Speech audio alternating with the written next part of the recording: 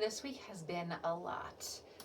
So when I was asked to do a video on self-care, I decided that I'm going to keep it real and let you all know that sometimes even us therapists forget to practice self-care, especially when things get really stressful.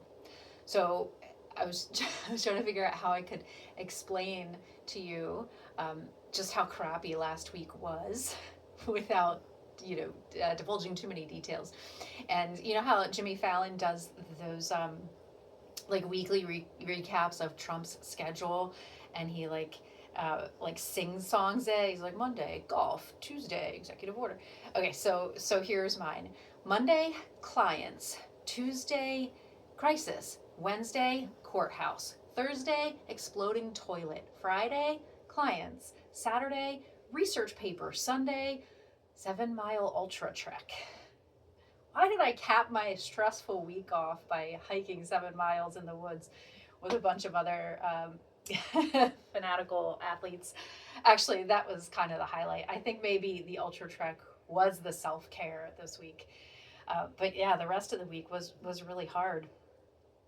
And yeah, and I realized after a couple days of feeling like really extra terrible, and I kept asking myself, like, okay, I know, like, there's a lot going on. I know I'm stressed, but like, why do I feel so awful? I was fatigued, like my brain was fuzzy. I would like sleep a full 8 hours and wake up just exhausted.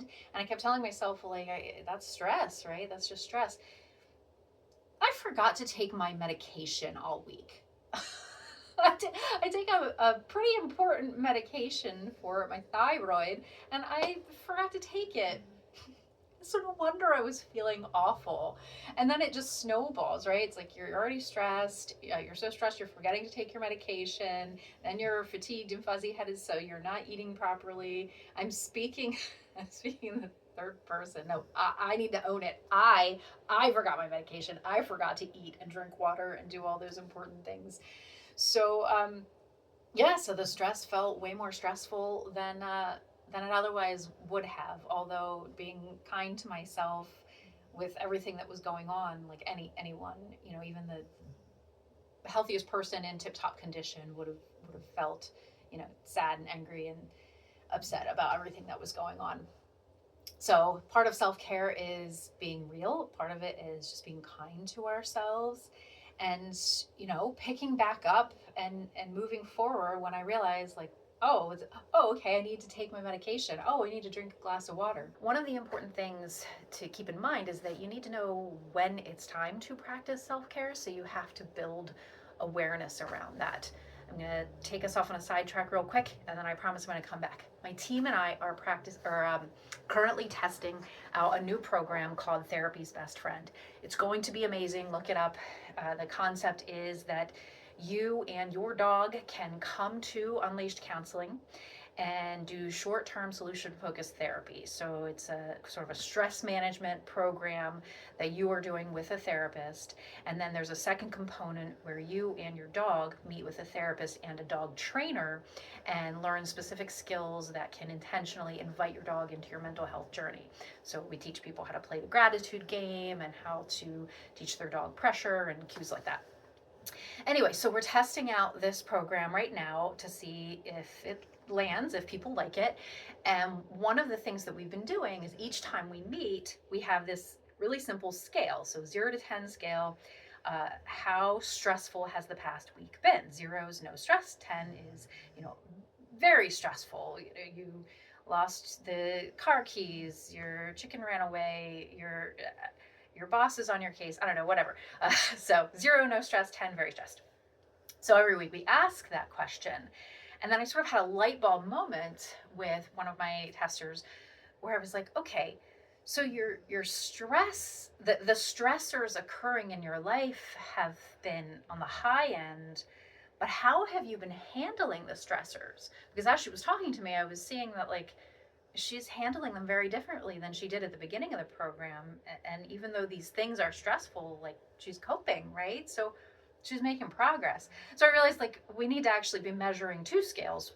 one is like the level of the stressors or the frequency or intensity of the stressors in your life. And then the second scale is how you're coping, how you're responding to the stressors.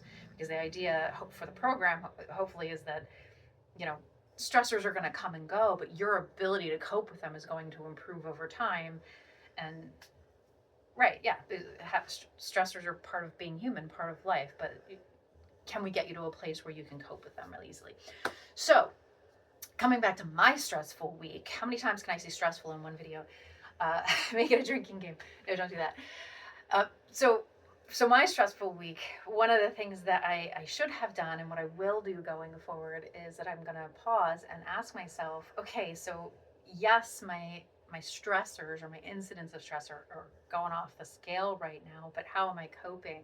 And if I had just paused long enough to ask myself those questions and do a little internal assessment, I might have realized sooner that I had forgotten to take my medication and that was compounding the problem. Or I might have realized sooner that, hey, going to bed a little bit early or taking an extra walk with the dogs or whatever is, no longer a nice to have. Now it's becoming, this is a critically important thing I need to do because otherwise I'm not going to be able to keep coping, the way that I want to. So coming back to the purpose of this video, which was to give you some tips to practice self-care, the kind of tips that therapists actually practice. So, how do we practice what we preach? I will say, it's not a pyramid scheme, I swear. The best therapists do have our own therapists. I have Juanita. She's amazing. I see her every 2 weeks, regardless of whether I have a concern to talk about or not. I am keeping my spot on her schedule because good therapists are hard to find, and she's mine. But yeah, so if I'm having a hard time, I know that she's there, that I can go and I can just process. And she's also a meditation teacher, so she helps me remember to practice my meditation and my mindfulness, which I know is not for everyone, but for me, that is a key part of my self-care and my mental health. So taking some time for silence / concentration, first thing in the morning, where I just kind of sit quietly and I focus my mind on whatever, on my breath, on my coffee, on my dog, something that isn't racing thoughts. So therapy and mindfulness. I know you've heard it a million times. I'm sorry I have to say it again. You have to move your body. You have to nourish your body. You have to rest your body. That really is the foundation of self-care, of wellness, of everything. How do you eat? How do you move? How do you sleep? You have to do those 3 things first.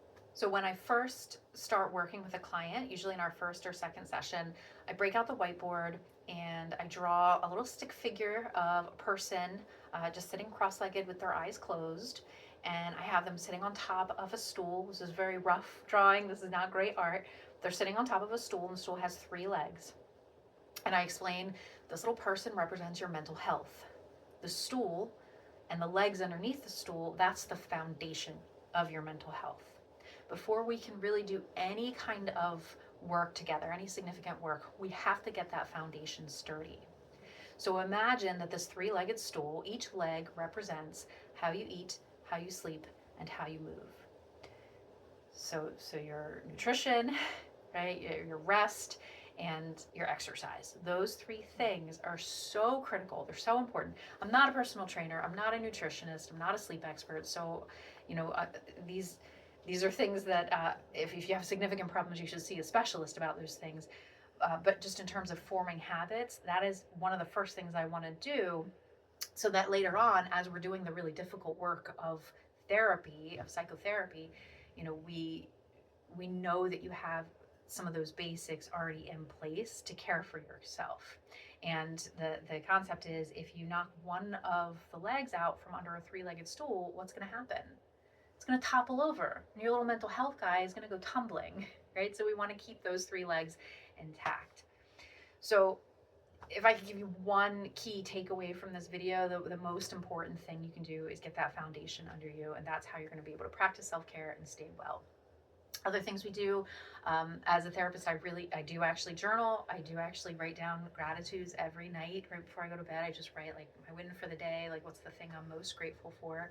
We have a really cool activity that we teach people in Therapy's Best Friend, and also just clients that come in and interact with Benji and Clover and the others. We call it the gratitude game, and you could do this at home with your dog. So what it is you grab a handful of treats and you place your dog, so have them sitting, and they can be watching you. Benji always watches, or you can have them outside the room, so it makes it just a little bit extra challenging for them. And so you have your handful of treats, and you pick a treat, and you say out loud, I am grateful for blah blah blah, and then you hide that treat somewhere around the room, and you challenge yourself to keep coming up with as many gratitudes as you can, right? I'm grateful for my family. I'm grateful for a weekend in the woods. I'm grateful for Benji, right? So as many gratitudes as you can, you're hiding them all around the room. And the more you can come up with, the more treats your dog is going to get. And so the more grateful they're going to be. And then when you're ready, you bring them back into the room, or you give them the okay to go out, and, you say, find it is probably the cue that you use. So find it, and they run around the room and they're sniffing out all the treats. And every time they grab one, you try to remember what that gratitude was. Oh, you found the one that I'm grateful for you, Benji. Oh, you found my gratitude for, my weekend in the woods. And so then you're reminding yourself twice now of the things that you're grateful for, and it makes a really powerful practice of gratitude, right? So you're not just like talking the talk, you're actually practicing how to be grateful.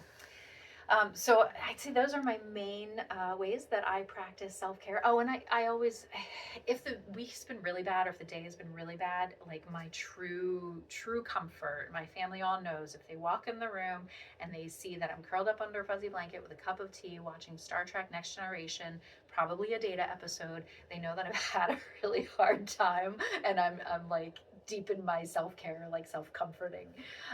So yeah, so those are all my tips. I hope some of them are helpful, and I would love to hear from you. What are your go-to self-care activities? So when I